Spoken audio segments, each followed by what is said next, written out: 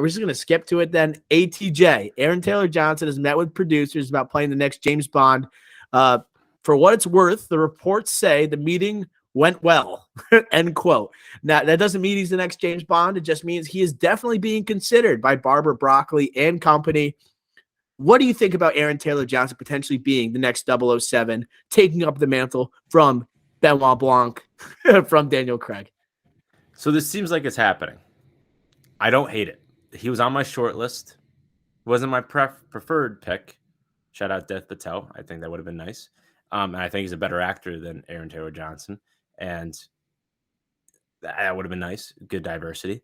But I do like him in this role. He was great in Bullet Train and a similar type of like 007 type spy role, but obviously a lot more comedy there.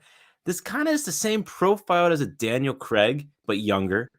And I like that. I think in the modern era, we need that type of more, not necessarily rugged, but just a more built James Bond, yet still good looking. And I think Aaron Taylor Johnson's good looking, and he has that build, and he's an action star, Kick-Ass, and all these other movies. He's going to be Kraven the Hunter for a reason. So I think this works. And obviously his stint in the MCU didn't go great. So this is another opportunity to join some IP, get recognized more. He hasn't been in a bunch of great movies. He's been in a lot of notable movies like Bullet Train and Kick-Ass, but like, did any of those take his star power to like critical success? I don't think so yet.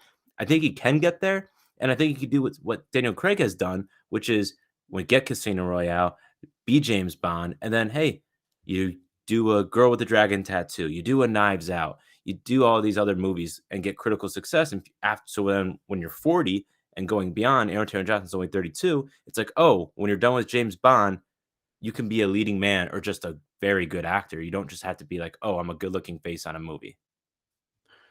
I personally think this works out almost all too well. I had no idea he was only 32 years old. He is a young dude. And he won a Golden Globe 6 years ago or 5 years ago now for Nocturnal Animals. 27 years old. 27 years old, okay? So he's almost got a leg up on when Daniel Craig took up the mantle. Daniel Craig had recognition for roles like you talked about last week. You watched Layer Cake. He had Roads of Perdition. He doesn't, and once Daniel Craig became Bond, he was able to kind of do other things, right? He still did like Golden Compass franchise, like starter at least. We'll forget about that. He went into, like, he did Knives Out before his final turn as James Bond. He did Logan Lucky before, and then proceeded to do 2 more James Bond movies. The Girl with the Dragon Tattoo. It's the Girl. Yes, good point, Ricky Flex. Yes, but to me, Aaron Taylor Johnson, like, he knows how to be an action star, almost more so than Daniel Craig did. Easily. And he's proven he has the acting chops. He's done nothing but like action recently, whether it be Bullet Train, and I think he was the best part of Bullet Train. I actually rewatched half of it the other night. I couldn't fall asleep, so I was like, oh, I'm gonna watch Bullet Train. And to me, like, him and Brian Tyree Henry, them together, I think that was the best element of that movie out of a cast that people were really looking forward to.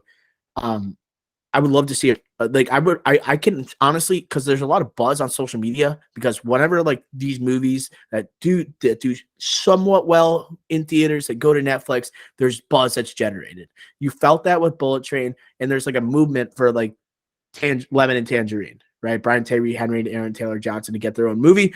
You're right. Kraven the Hunter. He was in a small role in Tenet, right? He's just.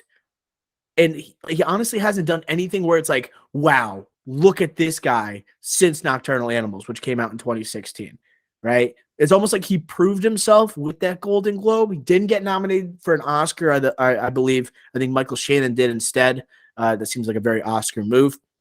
But I just think that this is the right time to do it. And you're right. He could be done with this in 8 years. He can crank out 3 movies, 40 years old, still in his prime, and get back to what he's done so well. And James Bond has taken on a different mantle than what it meant in the 90s with Pierce Brosnan, or before that with Roger Moore.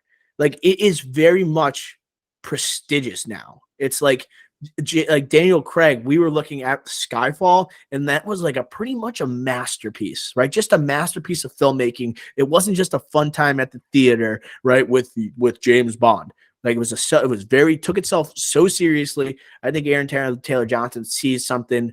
I can kind of get back to that a little bit, but also be the brooding leading man. And how do you turn down James Bond? You don't.